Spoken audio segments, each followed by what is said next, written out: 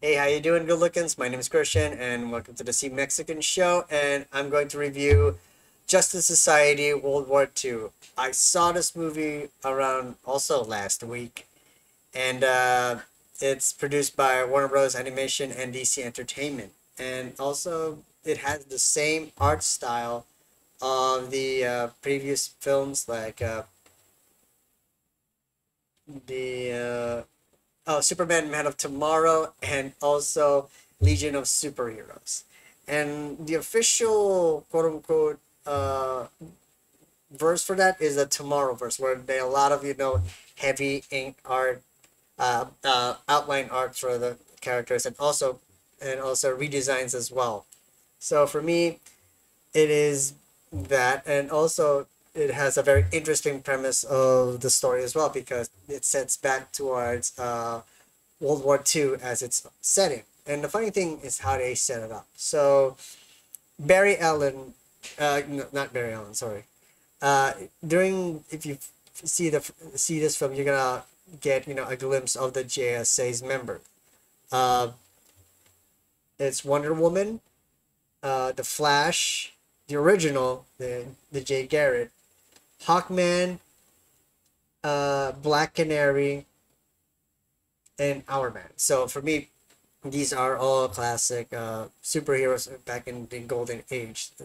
And also, to continue on, is that Barry Allen is the actually primary character that we should focus on, and he wanted to get out of the central city, and he went to Metropolis. Sorry, and comes along and to help with Superman fighting Brainiac, but it ends up he was sent back to the past, the would-be past, and then discovering the JSA, and there he gets a full front action, and also the see the person action and the personality of the JSA. And after a few combats, a lot of Nazis, they went back to the mission, and meet with not mission, but to the camp, and to meet with Steve Trevor, and also with a mysterious character called Shakespeare. You see it's gonna be certain twists here and there about this. There's things that I like about this movie, but also things that I don't like. But I'm gonna further continue on, is that once they visit the fortress to save the codebreaker, but Shakespeare was about to get killed, but unfortunately the bullet was bounced, so it was revealed that it's actually Clark Kent, the Superman. Barry Allen asked him about how he got here and stuff like that, but it also reveals that this Superman is radically different from the Superman that we saw previously. So that you go that Barry Allen hypothesized that he was sent to the past, but also in a different Earth. So now you have to deal with multiverse stuff, and the and also a lot of the problems of World War II right now in the present. So his fear of of fucking up the past, so the future, but it's actually a different Earth as well. So the fear has subsided, but they have to find the other prisoner who actually be Doctor Fate. In this version of Doctor Fate, truth be told, I kind of don't like it because it feels like it's nothing more than a plot device rather than a character. And I kind of like Doctor Fate as a magical hero, but right now it's just he's being used as that, a plot device.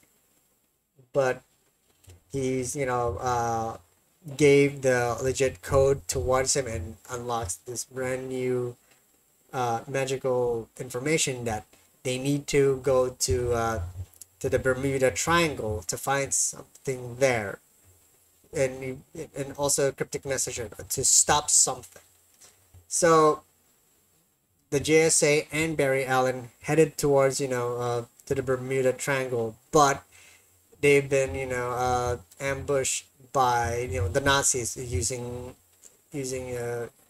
uh, uh, underwater mines per se, but it was in a uh, thwarted by Wonder Woman putting Wonder Woman in inside of the in the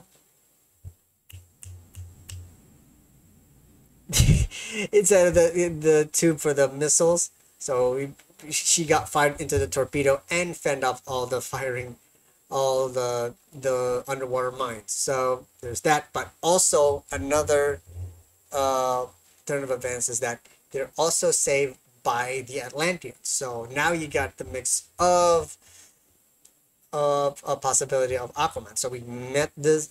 So the gang, the JSA, met this version of Aquaman, and lo and behold, another twist. Aquaman's is the in league with the Nazis. They go, okay, fucking blonde hair, blue eyed Aquaman is now the quote unquote in league with the Nazis. But we later on to the set of the story is that Aquaman is actually struggling to break free from the control of the main bad guy. And to me, you go, it felt like it felt like a fucking character assassination of Aquaman, even though he's not my favorite hero. But come on, it's just shit. But rather than that, they broke free from the trap, and they headed towards to New York to fight all the released monsters from it. And also, there's another not say twist, but also aspect of the movie that Aquaman, brainwashed Aquaman, uh, released the monster,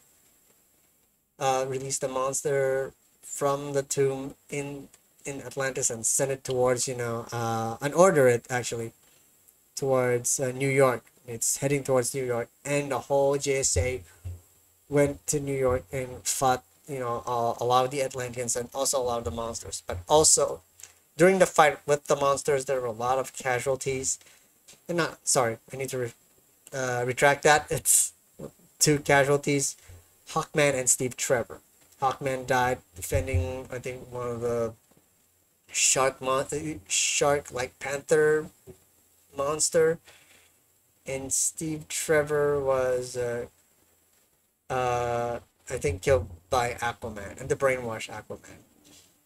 And a lot, and also, by the way, the fight scenes in this movie are actually fucking good. So for me, it's actually a very good it's a very good sight to see all of the old school uh, JSA members really fucking fight. So for me, it is a fantastic watch.